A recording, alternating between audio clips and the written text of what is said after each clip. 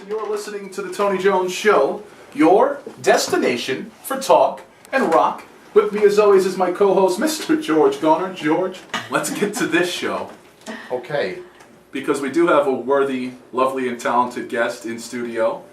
Is this your first time in Providence? It is my second time in Providence. The first time was many moons ago when I was a child, and I came to my Aunt Rita's wedding when I was little. But other than that, no, I haven't been around. Nope. Now, and Spent my life in I the hate city. to, man, my headphones are really weird, and when my headphones are weird, I'm Okay. weird. But That makes sense. I hate to get on my soapbox, but Go on. I took the time to put together a fantastic show for Providence last night.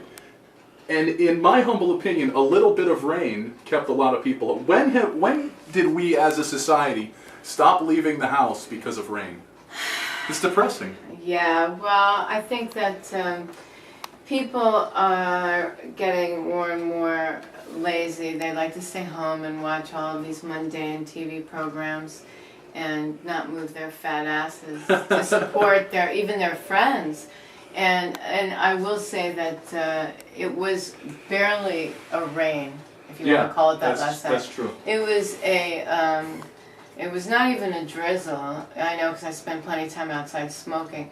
And, you know, basically people just suck and they don't, they say they support you, but then, you know, the time comes and, you know, no one's at the wedding, man. See, I knew it was only a matter of time before we had a guest that said out loud exactly what I'm usually thinking. I'll say whatever the Yeah.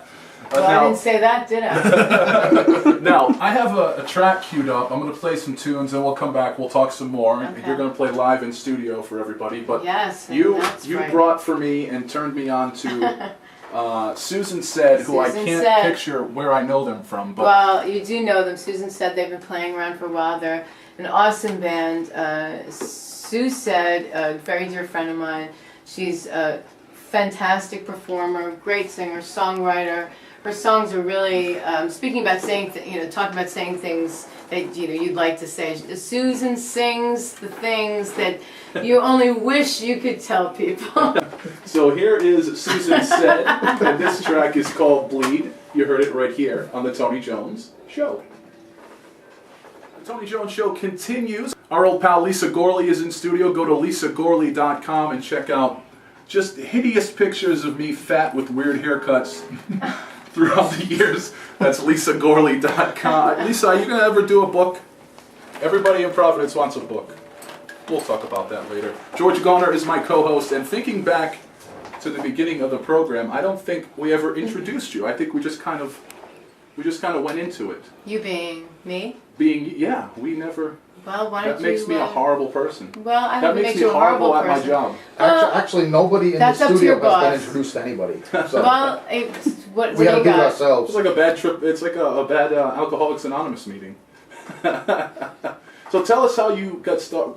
You haven't introduced You me, still so I haven't don't feel introduced her. comfortable. Cheri Dahl is in studio this evening, performing live, chatting. We have you. That's true. My name is Cheri Dahl. We have you here in studio. We're going to listen to Here I you am. in recorded form Okay, too, which far out. I think is going to be really cool because people Hope can so. see kind of both sides of what you have going on. Were you in a plugged-in band, different plugged-in bands at different points, or was Yes, it I mostly the have. solo acoustic thing? No, I mostly played in full bands from the time I was about 14 years old. And then about 15 years ago, my favorite guitar player decided to run away from New York, moved to San Francisco, and he handed me a guitar and he said, "Here, buy this from me for $100. I said, "Darling, I'll give you $100. At the time, I had $100. And he said, "No, I want you to buy it for me and I want you to play it." I started laughing. He said, "No, really, you need to learn how to play guitar." Well, so that never worked out, but I play it anyway. And because of Josh's enthusiasm.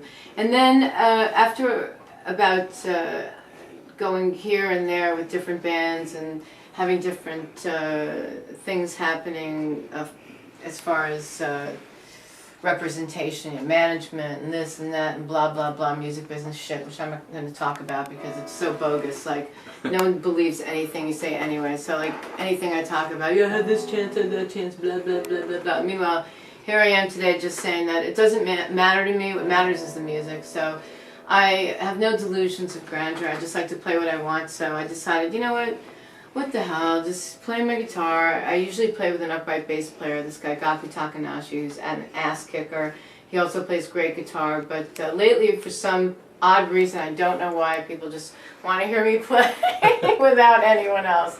So, but if people go to YouTube and type in your name, they can see you with. They will see me playing with Gaku, which is and cool. what they'll hear are the songs from the record that we made about 3 years ago that's been going around called Hollywood Meltdown.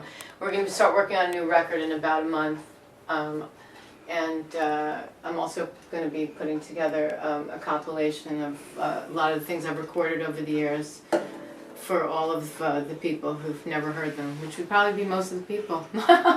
Cool. So that's my little tale. So do you want to strap on said guitar and give us a live one? I don't strap.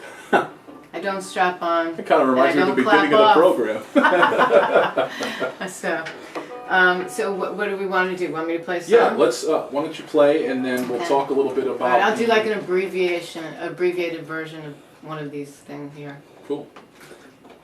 I think I'll play one of the first things I wrote on guitar when I thought I would be brave enough to play. But what the hell? Well, I wish you were here, then I wish you were here. The thorn pricking through my pride. Not a word was heard in this deviant world. It's me like a knife. Every day I wanna make it the way I knew. It's what I get for all the idol worshiping I do.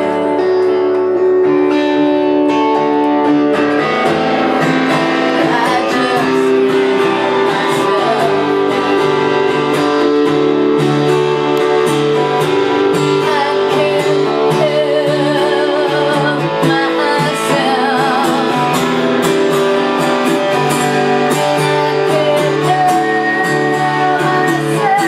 I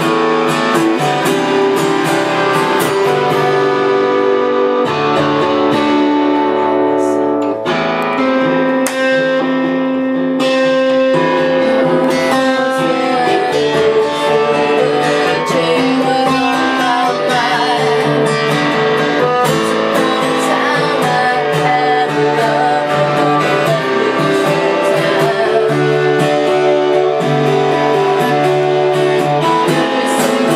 myself.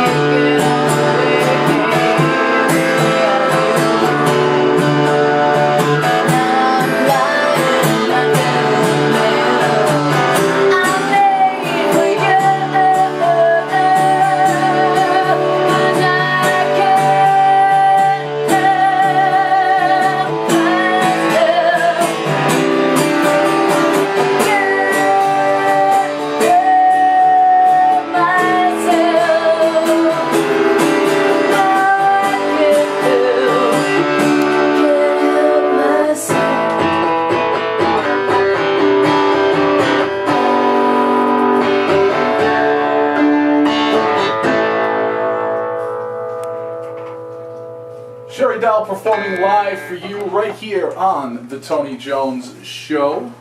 Tell us a little bit about that one, and then tell us a little bit about the recorded music we're going to hear. Oh, okay. Well, this song I wrote a long time ago, actually, about my dad, my relationship with my father, and it's just stuff.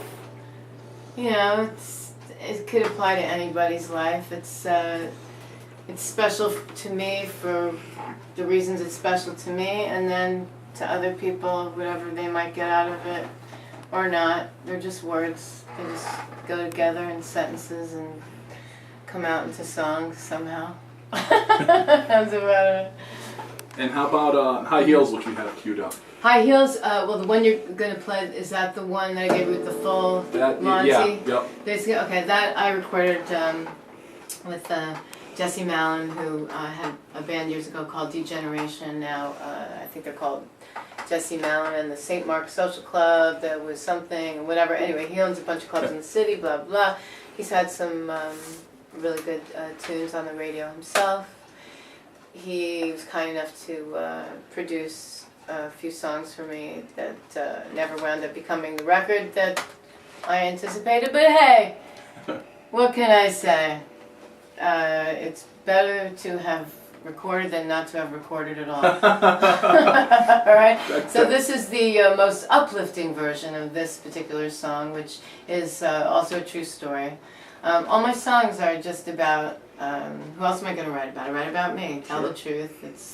It's acting, it's just acting out, doing your psychotherapy or whatnot on recordings that hopefully get other people to pay for if you're smart.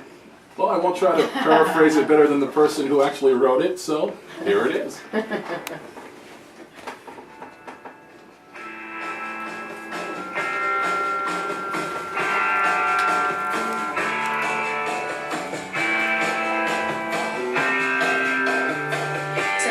was an old sober guy. He was fun. I know it's dumb. I guess I shouldn't have let him burn my arm.